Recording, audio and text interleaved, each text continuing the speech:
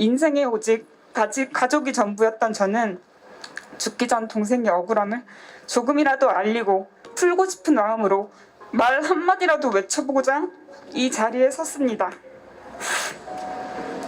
기대를 가지고 참여했던 국정조사 기간 보고를 보고 어이가 없었습니다.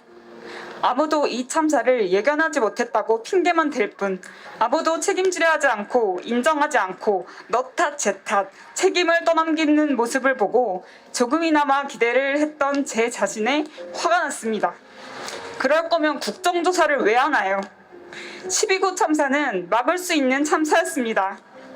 매년 인파 관련 보고서를 작성하고 통제를 했고 심지어 2020년 헬로윈데이 종합치안대책 보고서의 안전사고 예방 조치 사항에는 인구 밀집으로 인한 압사라는 구체적인 단어까지 언급을 했습니다.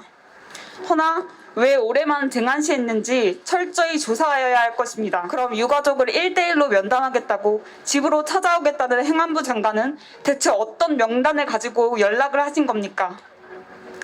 왜 전체 유가족이 아닌 개인 사적으로 접촉하려 하셨습니까? 제가 들은 것만 해도 3건이 넘습니다. 녹취록, 문자, 증거 다 있습니다. 왜 국정조사에서까지 거짓 증언을 하고 책임을 회피하십니까? 12시간이 넘어서 가족을 찾은 유가족에게 일단 시신 없이 장례를 치르면 발인 전에 인도를 해주겠다. 부검을 해야만 장례를 치를 수 있다라고 하며 장례조차 제대로 할 수 없게 한 이유가 무엇입니까? 그렇게 찾은 시신의 얼굴만 확인하게 하고 몸은 확인하게 하지 못한 이유가 무엇입니까? 이 모든 말들은 제가 유가족에게 직접 들은 얘기입니다.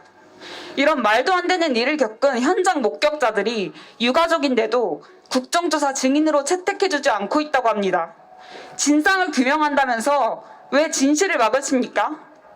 참사 이후 국가는 유가족, 생존자의 트라우마 치료를 책임지겠다면서 한 달이 다 되도록 연락이 없었습니다.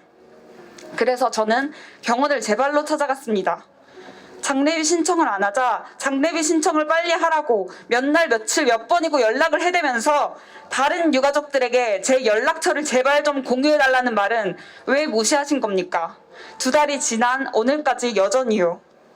아직까지 트라우마 치료 관련해 한 번도 연락을 받지 못한 사람도 있습니다. 저는 그날도 지금도 국가의 부재를 실감합니다. 지금이라도 국정조사를 제대로 실시하십시오. 국정조사는 정치적으로 서로를 공격하기 위한 자리가 아닙니다. 진심을 가지고 대하십시오. 또한 여태껏 허비해버린 국정조사 기간을 반드시 연장해 주시기 바랍니다. 책임 회피, 떠넘기기, 거짓 허위, 위증이 아니라 다시는 이러한 참사가 일어나지 않도록 온 진심을 다해 책임자 규명에 힘쓰십시오.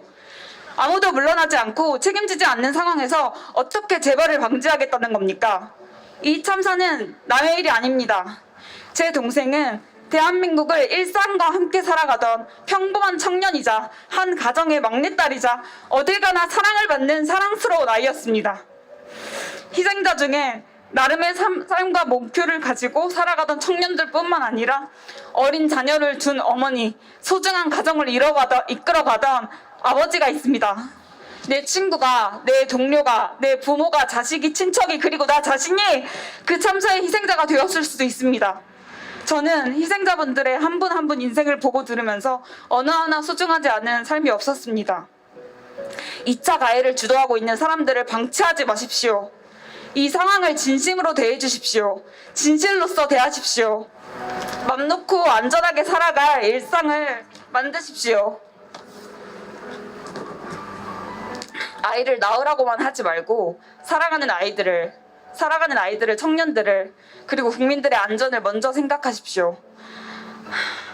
살면서 한 번도 꿈에 나오지 않던 동생이 그날 이후로는 매일 나와 울고 있습니다. 어린 동생은 영문도 모를 사고에 희생된 것이 얼마나 황망하고 억울할지 조금도 가늠이 되지 않습니다. 동생이 두려움 속에 그렇게도 쉬고 싶어 했던 그 숨을 저는 지금 너무나도 당연하게 쉬고 있기 때문에 하루하루를 죄책감에 살아갑니다.